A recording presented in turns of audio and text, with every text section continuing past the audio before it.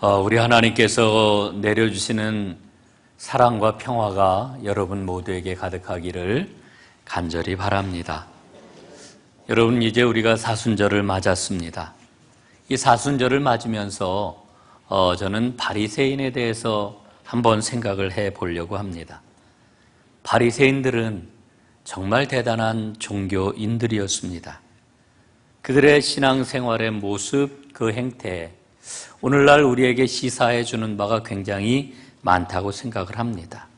이 바리새인들을 오늘날의 표현으로 다 바꾸면은 어떤 그런 그 단어가 제일 좋을까 생각을 해 보았는데 아마 근본주의자라고 하는 이름이 제일 가깝지 않을까 하는 생각을 갖습니다. 이 근본주의자들은 도그마에 빠져 있는 사람들이지요. 그래서 이 교리주의에 갇힌 사람이라고도 이야기를 할 수가 있습니다. 이 바리새인들이 가장 의지하는 것은 바로 교리와 전통입니다. 그 성경사전을 찾아봤더니 바리새인에 대해서 이렇게 설명을 하고 있습니다. 이스라엘이 물려받은 율법과 선조들의 전통을 존중하고 일상생활의 사소한 데 이르기까지 율법을 정확하게 지키려는 열정을 품고 살았던 사람, 이렇게 설명이 되어 있습니다. 그리고 그 다음 내용을 보니까요, 메시아에 대한 약속의 성취를 인간 편에서 확보하려고 분투했던 사람이라고 하는 이런 설명이 붙어 있습니다. 굉장히 흥미로운 그런 그 설명입니다. 여러분, 바리새인들은 율법이라고 하는 또 전통이라고 하는 터전 위에 그들의 집을 지은 사람들입니다. 여러분, 이들은 율법을 지키기 위해서 얼마나 애를 썼는지 몰라요. 굉장히 작고 사소한 일에까지 규정을 만들어가지고 그것을 지켰습니다. 이를테면은요, 절기에는 이제 옷을 특별하게 입게 되는데 그 절기에 입는 옷에 단추를 몇 개를 달아야 하는지, 또 안식일을 지킬 것 아닙니까? 그 안식일에 몇 걸음까지 걸을 수 있는지, 또 안식일을 지킬 때 그 안식일에 얼마 정도의 무게까지 들을 수 있는지, 이걸 다 세세하게 규정을 만들어 놨어요. 여러분, 옛날엔 정확한 시계가 없었잖아요. 여러분, 이스라엘의 시간은 밤으로부터 시작해가지고 아침을 지나서 이제 또다시 밤이 될 때 하루가 되는 건데, 이 안식일이 시작하는 그러한 그 밤을 언제부터 계산을 하느냐?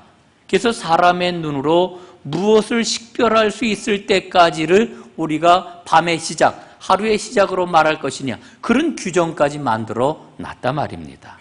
참 그들의 그러한 그 신앙의 열심을 보면은 대단하다, 그들의 열정은 정말 놀랍다라고 하는 그런 생각을 갖습니다. 그래서 저는 생각하기를 이 율법주의자들, 이 바리새인들의 그러한 그 신앙의 열정은 전 긍정적인 측면이 참 많다, 이런 생각을 개인적으로 갖습니다. 그런데 이들의 신앙이 결정적으로 잘못된 신앙이라고 하는 게 어디에 있느냐 하면은요, 여러분, 이들은 율법을 한 치의 오차도 없이 잘 준수하면은 메시아가 오신다고 믿었던 겁니다. 다시 말씀을 드리면은 하나님이 선택한 이스라엘 백성들, 유대인들이 이를테면 한 사람도 빠짐없이 안식일을 완전하게 지키면은 그때가 바로 메시아가 오시는 때다, 이렇게 가르쳤던 겁니다. 여러분, 정말 유대인들이 그렇게 한 사람도 빼놓지 않고 율법을 잘 지켜가지고 메시아가 오셨다고 한번 생각을 해 보십시오. 여러분, 여기에 하나님의 은혜가 임할 여지가 있나요? 하나님의 구원의 역사가 임했을 때에 이들은 뭐라고 이야기할까요? 우리가 노력해서, 우리가 애를 써서 이렇게 율법을 잘 지켰더니 메시아가 오셨다, 이렇게 이야기하지 않겠습니까? 여러분, 이 문제는 오늘날도 우리 신앙생활을 하는데 굉장히 중요한 그런 게 문제인 겁니다. 그런데 더 근원적인 문제가 있어요. 예수님께서는 바리새인들을 향해서 뭐라고 말씀을 하십니까? 위선자들이라고 말씀을 하셔요. 회칠한 무덤이라고 말씀을 하셔요. 여러분, 왜 예수님께서는 이 바리새인들을 향하여서 위선자라고 하는 이런 말씀을 주셨을까요?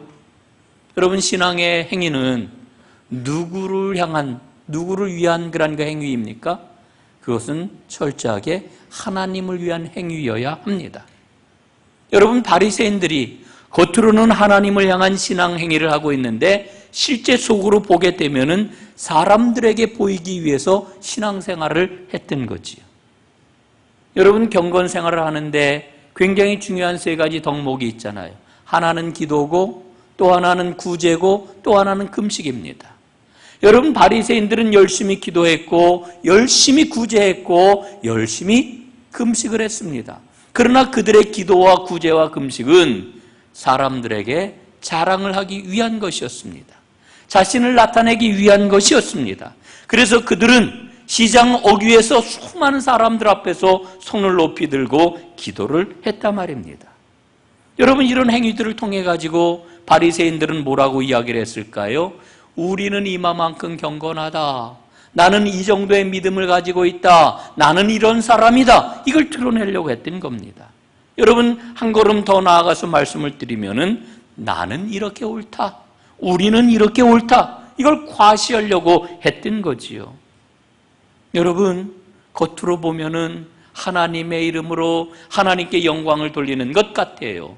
그러나 실질적으로 내용으로 보면은 이들의 행위는 하나님을 경멸하는 행위였던 것을 우리는 볼 수 있어야 합니다. 그래서 예수님께서는 이 바리새인들을 책망하셨던 것입니다.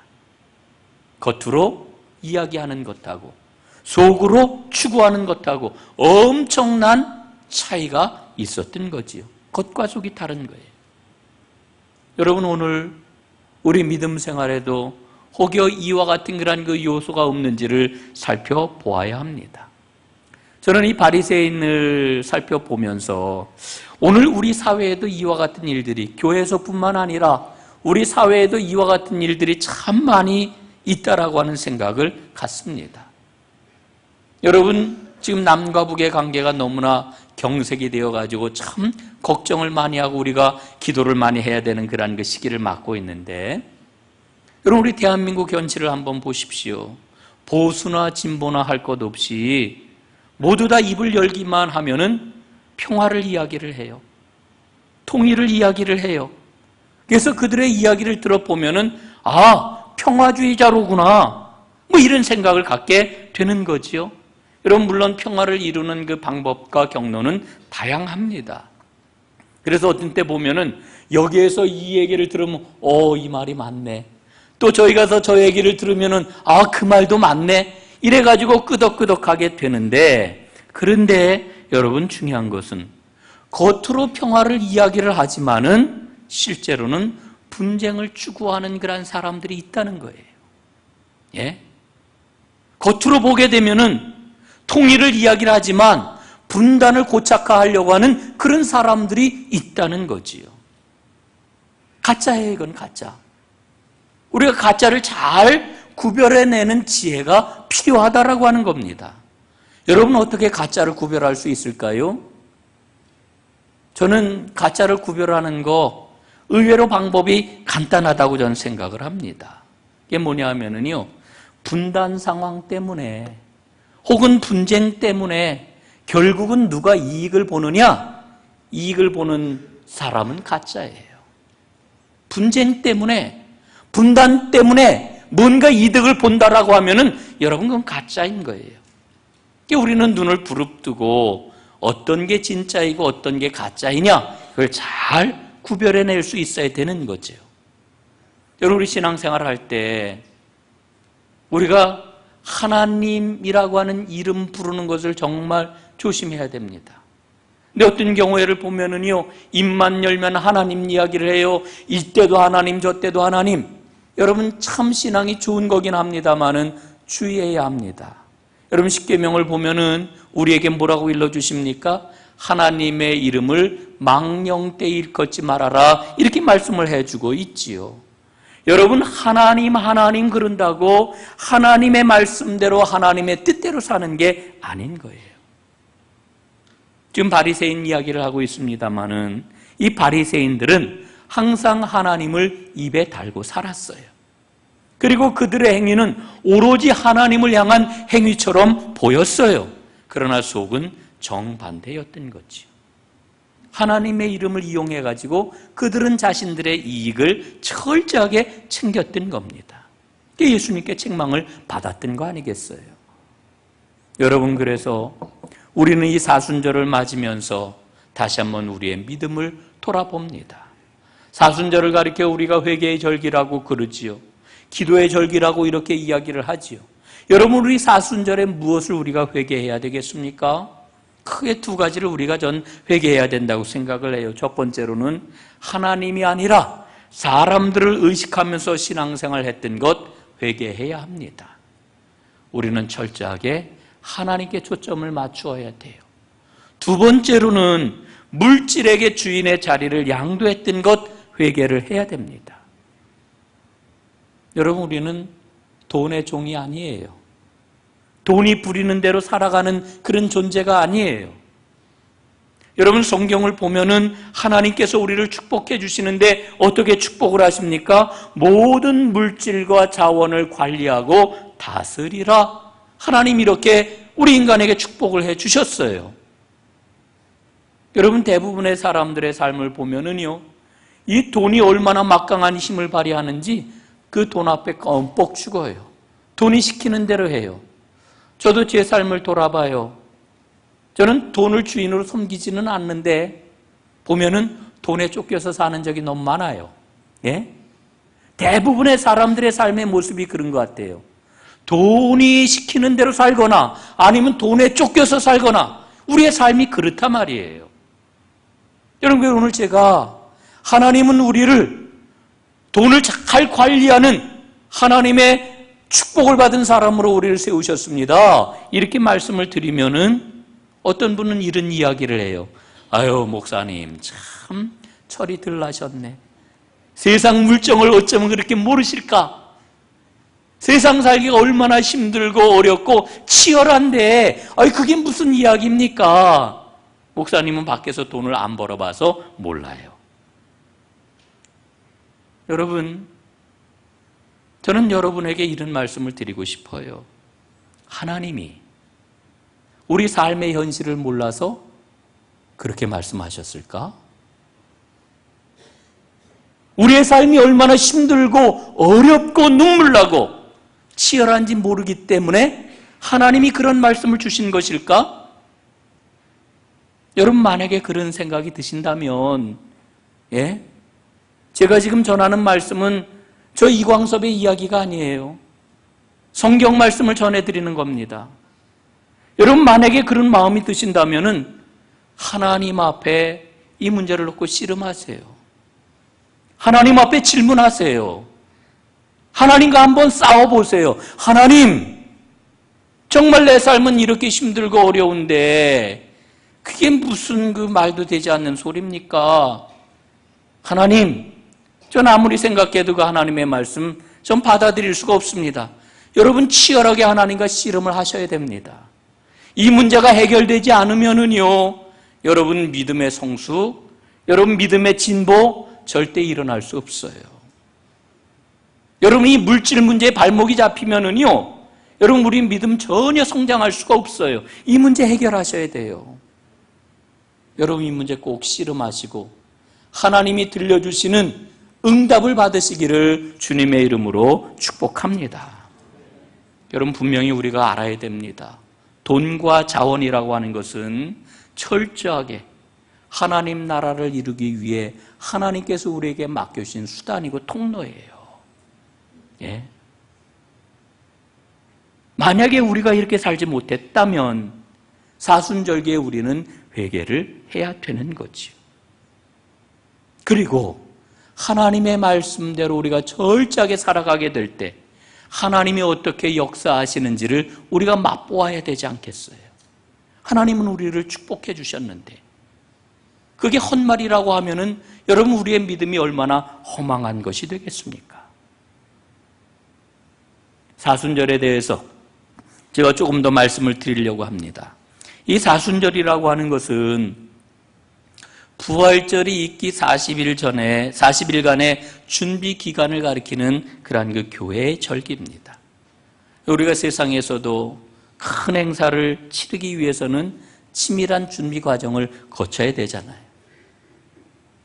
여러분, 예수님의 부활을 제대로 맞이하기 위해서면 우리도 진실하고도 깊은 영적인 준비 과정을 거쳐야 되는 겁니다. 그 과정이 뭘까? 그건 바로 기도하는 것이요, 참회하는 것입니다. 성경을 보면은 이 40이라고 하는 그런 숫자가 아주 깊은 상징성을 갖고 있는 것을 봐요. 여러분, 노아 홍수의 기간이 40일 동안이었습니다. 40일 동안 비가 내렸지요? 엘리야가 광야길을 걸어갔는데 40일 동안 광야길을 걸어갔습니다. 모세가 하나님의 계명을 받기 위해서 시내산 꼭대기로 올라갔는데 40일 동안 머물렀습니다. 여러분, 이스라엘 백성들이 출애굽한 다음에 광야 생활을 하였는데 그 광야 생활의 기간이 40년 동안이었습니다. 여러분, 오늘 본문을 보세요. 예수님이 세례를 받으시고 성령으로 충만해지셔가지고 광야로 이끌림을 당해 나가셨는데 얼마 동안 광야에 계셨습니까? 40일 동안 계셨어요. 그리고 마귀에게 시험을 받으셨어요. 이와 같은 기록들을 통해서 우리가 깨닫게 되는 게 뭡니까? 40일이라고 하는 기간, 이 40년이라고 하는 기간은 준비 기간이로구나. 앞으로 다가오게 될 빛나는 주의 날을 맞기 위한 준비 기간이라고 하는 것을 우리가 깨닫는 거지요. 여러분, 그런데 여기서 우리가 놓치지 말아야 될 게 있습니다.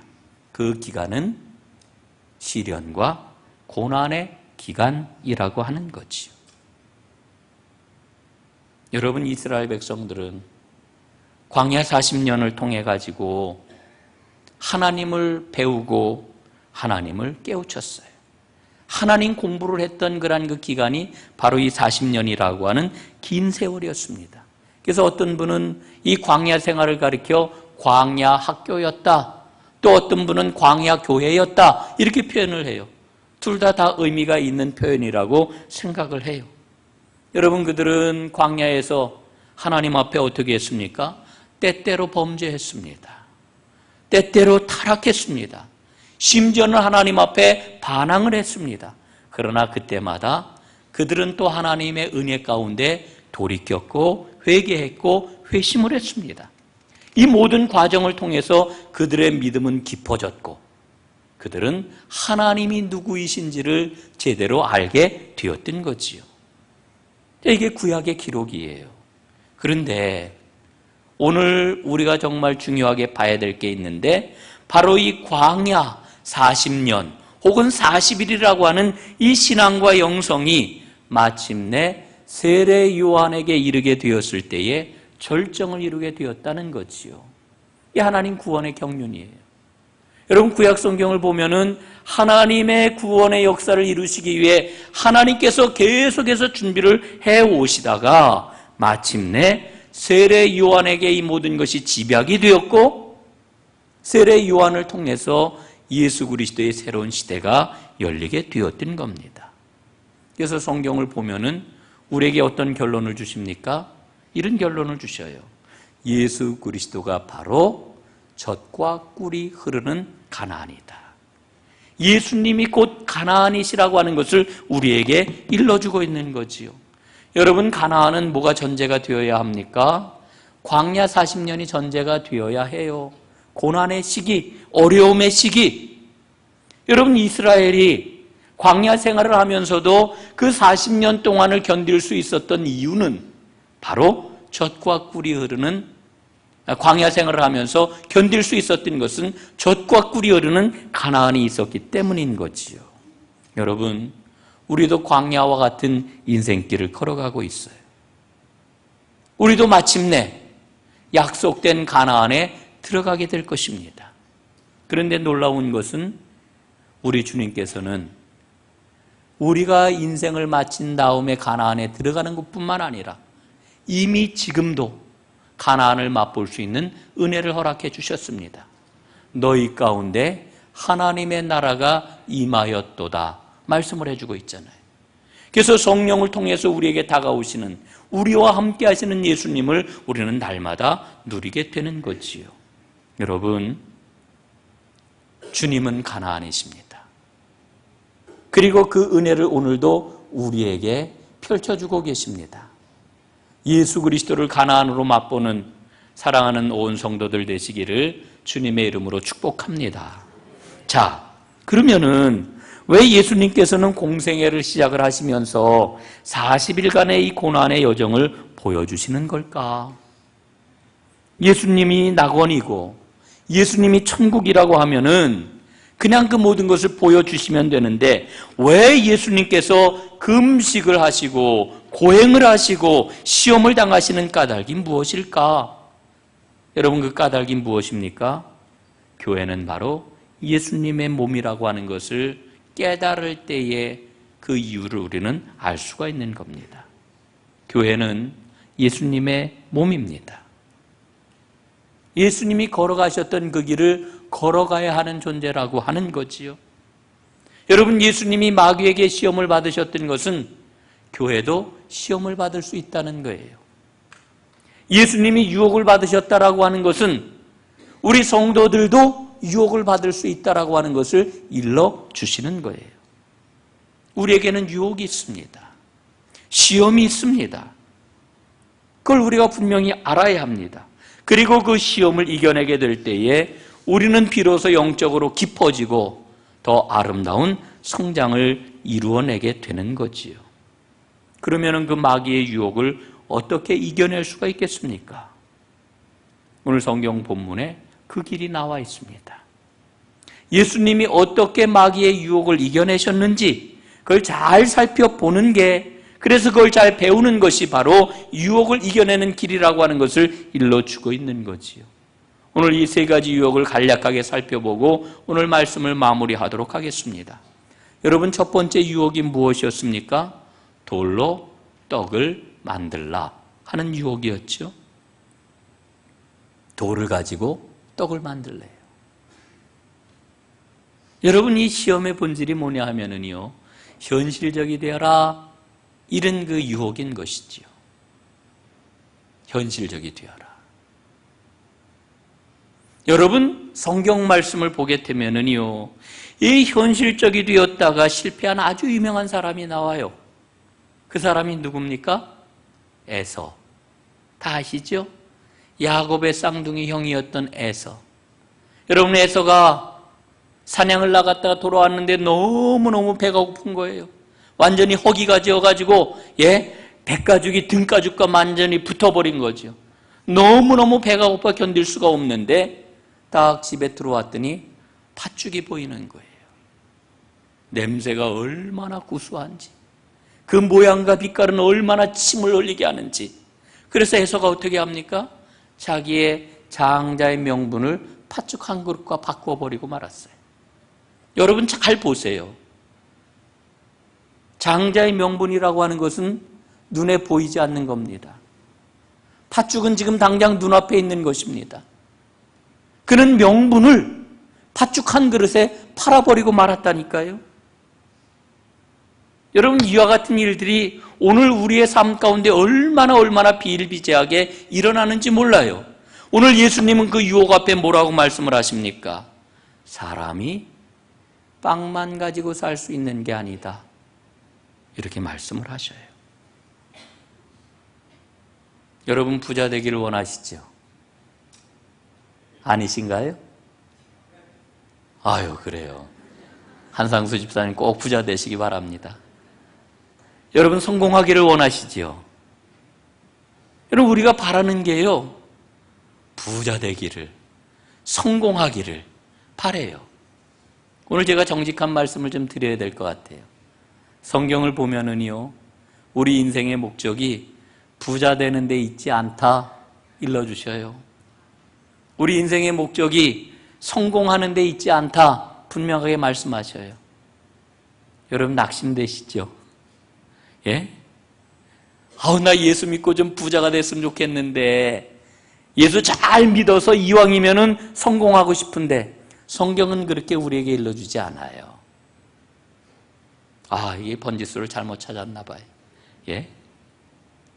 어떻게 해야 될까요? 그런데요, 성경을 더 깊이 읽게 되면은 어떤 사실을 알게 됩니까? 그럼에도 하나님께서는 부자가 되는 복을 주셔요. 그럼에도 하나님께서는 성공하는 복을 주셔요. 참 이상하지요? 그 전제가 뭘까? 전제가 있어요. 하나님을 향한 사랑이에요. 하나님을 향한 사랑. 여러분, 하나님을 향한 사랑이 부자가 되려고 하는 욕망보다 더 큰 사람에게 하나님이 복을 주시는 거예요. 여러분, 이 시험과 연관되어서 이야기를 하면은요, 하나님을 향한 사랑을 가지고 성공에 대한 유혹을 이기는 사람에게 하나님이 성공을 주시는 거예요. 역설적이지요? 여러분, 하나님 사랑하십니까? 눈에 보이는 것보다 하나님 사랑하십니까? 여기에서 좌우가 되는 거예요. 판가름이 나는 겁니다. 늘 그저 그런 신앙생활을 하는지, 진정으로 하나님의 복을 누리는 하나님의 축복의 주인공이 되는지, 여기서 판가름이 나는 거지. 예수님 말씀하십니다. 사람은 빵만 가지고 사는 게 아니다. 하나님의 사랑으로 충만해지시기를 주의 이름으로 축복합니다. 두 번째 유혹은 세상의 모든 영화와 권력을 주겠다고 마귀가 유혹하는 거지요. 세상의 모든 부귀영화를 쫙 보여주고 나에게 절만하면은 다 주겠다. 눈에 보이는 힘, 숭배하라는 거예요. 세상은 눈에 보이는 게 다라고 이야기를 하지요. 우리는 그 힘이 필요하다고 생각을 하지요. 물리적인 힘을 가지고 문제를 해결할 수 있다고 생각을 하지요. 가장 쉬운 방법이에요. 그런데 주님이 우리에게 주시는 건 뭡니까? 하나님께 경배하고 오직 그분만을 섬기라는 거예요. 이 이야기는 사랑의 힘을 선택을 하라는 거예요. 굉장히 어려운 길입니다. 예수님이 왜 십자가를 지셨습니까? 일거에 천군 천사를 동원을 해가지고 이 땅에 하나님 나라를 그냥 쫙 세우시면 얼마나 좋겠어요. 그런데 우리 하나님의 방법은 세상에서 가장 미련하고 어리석어 보이는 십자가의 길을 택하셨단 말이에요. 여러분, 우리도 그 길을 걸어가야 되는 거지. 어려운 길이에요. 예수님이 끝까지 인내하시고 용서하시고 다 받아주시는 그와 같은 길이지요. 우린 그 길을 가야 됩니다. 그런데 때때로 그 길을 걸어가는 우리를 막아서는 세상의 힘, 눈에 보이는 힘 앞에 우리가 주저하거나 무릎을 꿇을 때가 있어요.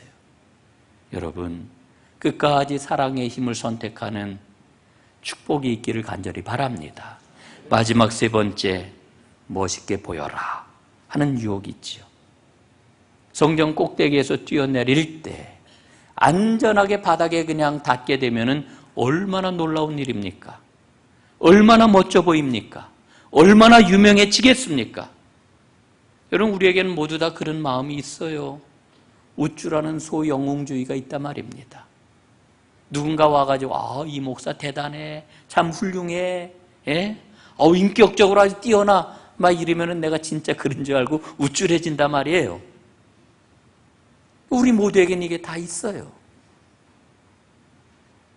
다 있어요. 그런데 거기에 마음을 빼앗기게 되면 어떻게 될까요? 실패하거나 보잘것없어 보이는 것에 대해서는 무시하게 되는 거예요. 무시해버려요.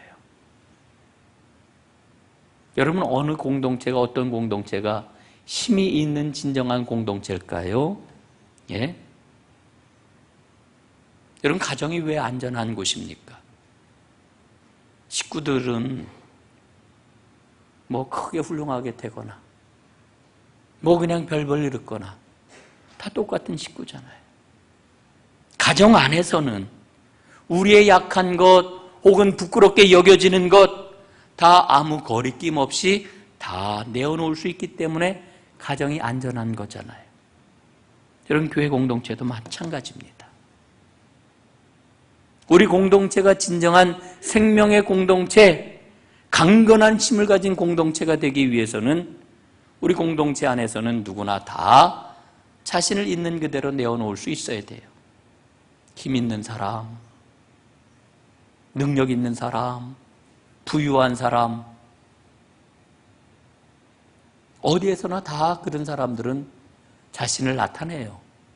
그러나 교회 안에서는 힘없는 사람, 부족한 사람, 모자라는 사람, 그럼에도 불구하고 자신을 다 내어놓고 받아들여질 때 그 교회가, 그 공동체가 힘이 있는 공동체가 되는 거지요. 여러분, 저는 우리 공동체가, 우리 현농교회가 정말로 안전한 공동체가 되기를 간절히 기도해요. 우리 공동체가 진정한 공동체가 되기를 기도해요. 그러기 위해서는 우리는 모두 다 받아들여야 합니다. 이제 우리가 사순절기를 보내고 있는데 예수님께서는 이 광야 시험을 통해 가지고 우리가 걸어가야 할 길이 무엇인지를 분명하게 보여주고 계셔요. 그 길을 걸어갈 수 있도록 성령님의 도우심을 구하면서 주님의 길을 제대로 걸어가는 복된 사순절기가 되기를 주님의 이름으로 축원합니다. 우리 기도하겠습니다.